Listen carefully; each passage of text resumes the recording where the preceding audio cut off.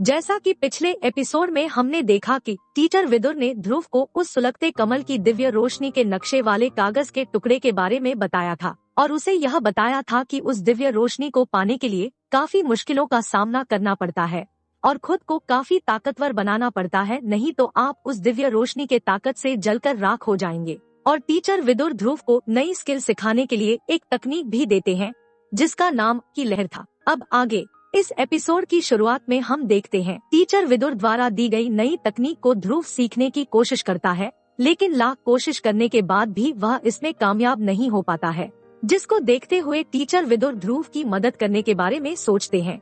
उसके बाद टीचर विदुर ध्रुव को फोकस करने के लिए कहते हैं और फिर वो खुद ध्रुव की बॉडी में एनर्जी ट्रांसफर करने लगते हैं और साथ ही साथ उससे कहते हैं कि ध्रुव अब तुम अपनी बॉडी से सारी एनर्जी को अपने हाथों में इकट्ठा करो और फिर आग की लहर वाले तकनीक का यूज करो।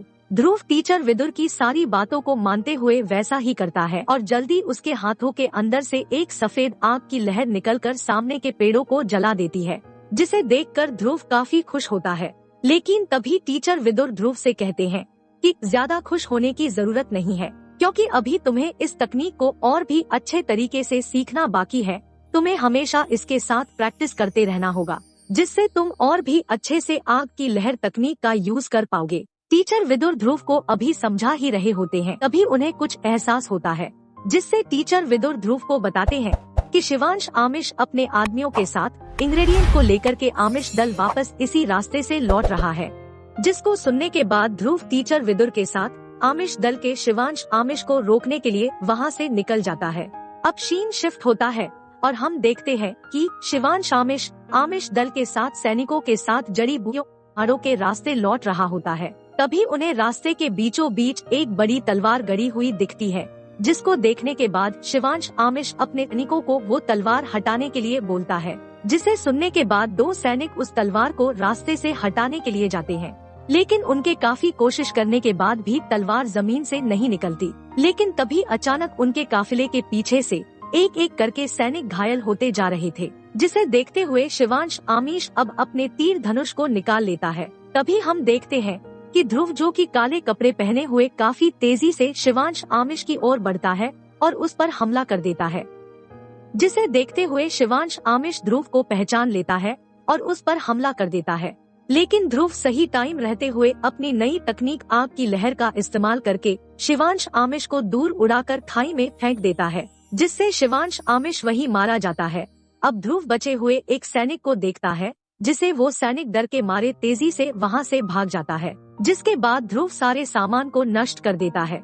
अब सीन शिफ्ट होता है और हम आमिश दल के महल के अंदर का सीन देखते हैं, जहाँ पर वो जिंदा बचा एक सैनिक अपने घुटनों के बल बैठे हुए अबराल आमिश को बताता है कि जब हम जड़ी बूटियों को लेकर के आ रहे थे तो एक आदमी, जो कि अपना चेहरा ढका हुआ था, उसने शिवांश आमिश और हमारे सारे लोगों को मारकर हमारे सारे जड़ी बूटियों को नष्ट कर दिया।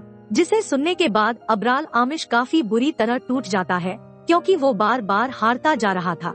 साथ ही जब वो सैनिक यह भी बताता है कि वह आदमी जो उन पर हमला किया था, उसने व्हाइट फ्लेम यानी सफेद आग का इस्तेमाल किया था, तो इसे सुनने के बाद मैकी यह समझ जाता है कि यह ध्रुव का ही काम है, क्योंकि जब ध्रुव ने मैकी पर हमला किया था तो भी ध्रुव ने व्हाइट फ्लेम यानी सफेद आग का ही इस्तेमाल किया था। अबराल आमिश जो इंग्रेडिएंट्स खरीदा था वह काफी महंगे थे और वह अब नष्ट हो चुके थे। इस वजह से वह अब पूरी तरह कंगाल हो चुका था और उस पर अब बहुत सारा कर्जा आ चुका था। वो मार्केट से भी अपने सारे पैसे उठा लेता है और अपनी सारी जमीन भी बेचने को कहता है, जिससे अब उसका साम्राज्य पूरी तरह से टूटने लगता है।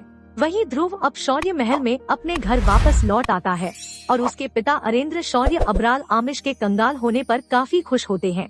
अब ध्रुव अपने पिता को बताता है कि अब उसे शहर के बाहर ट्रेनिंग के लिए जाना होगा, क्योंकि उससे जो टीचर मिले हैं वो अब आगे की ट्रेनिंग शहर से बाहर कराएंगे। उसके पिता उसे आज्ञा दे देते हैं, क्योंकि शौर्य दल का फ्यूचर अब ध्रुव पर ही टिका था, इसलिए ध्रुव के पिता उसके प्रिपरेशन में कोई भी कमी नहीं रखना चाहते थे। वहीं अब इरा ध्रुव के पास आती है और उसे रक्ष एकेडमी के बारे में बताती है।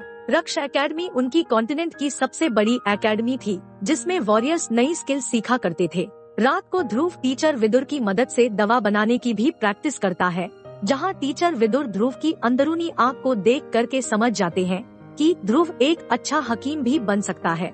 अब अगले दिन ध्रुव और बाकी सब बच्चे रक्ष एकेडमी के अंदर जाते हैं और उस एकेडमी में एडमिशन लेने की बात करते हैं। वहाँ एडमिशन लेने के लिए वहाँ पर आए सभी लोगों को एक क्रिस्टल पर हाथ रखकर अपनी शक्ति का प्रदर्शन करना था। जिसकी शक्ति ज्यादा होती थी उसके छूने पर वो क्रिस्टल ग्लो करने लगता था। अब बारी बारी सब क्रिस्टल पर टच करते हैं और सभी का क्रिस्टल ग्लो करता है, लेकिन जब ध्रुव क्रिस्टल को टच करता है तो वो ग्लो नहीं करता। यह देखकर वहाँ मौजूद सभी लोग ध्रुव का मजाक उड़ाने लगते हैं, लेकिन तभी वो क्रिस्टल इतना तेजी से ग्लो करता है कि सबको अपनी आंखें तक बंद करनी पड़ जाती है। सब ये देखकर बहुत शर्मिंदा महसूस करते हैं। अब अंदर जाकर उन सबको कैटेगरी वाइज ग्रुप्स में बांटा जाता है। जिनका लेवल एकलव्य रैंक के 3rd स्टार से ज्यादा था उनको एस कैटेगरी में रखा जाता था, इसलिए सबसे उनका एक एक करके लेवल पूछा जाता है। इरा एकलव्य रैंक के 6 स्टार पर थी, यानी वो वहाँ मौजूद सबसे शक्तिशाली वॉरियर थी। सब उसकी तारीफ करने लगते हैं, लेकिन वो कहती है कि मैंने ये सब 16 साल की प्रैक्टिस में हासिल किया है, लेकिन मेरे भाई ध्रुव ने एकलव्य रैंक के 5वें सितारे को सिर्फ 3 महीने में हासिल किया है। अब सब ये सुनकर बहुत ज्यादा चौंक जाते हैं और ध्रुव भी प्राउड महसूस करने लगता है। वो सब बात कर ही रहे होते हैं कि तभी ध्रुव वहाँ मौजूद मैडम जुबैदा से कहता है कि उसे 1 साल की छुट्टी चाहिए, जिसे सुनने के बाद वहाँ खड़े सभी लोग बहुत शॉक होते हैं। अभी तो एडमिशन हुआ और अभी से इसको 1 साल की छुट्टी चाहिए। मैडम जुबैदा पहले तो मना करने की सोचती है, लेकिन फिर वो उसे कहती है कि मैं तुम्हारे एबिलिटी और पावर को तुमसे फाइट करके परखूंगी और अगर मुझे पसंद आई तो तुम छुट्टी ले सकते हो। और इसी शीन के साथ ये एपिसोड यहीं पर खत्म होता है। तो आप सभी कमेंट करके बताइए कि ध्रुव क्या मैडम जुबैदा को अपनी काबिलियत साबित करके 1 साल की छुट्टी ले पाएगा। मुझे कमेंट में जरूर बताएं और हम नेक्स्ट एपिसोड के साथ जल्द ही आपसे मिलेंगे। Thanks for watching.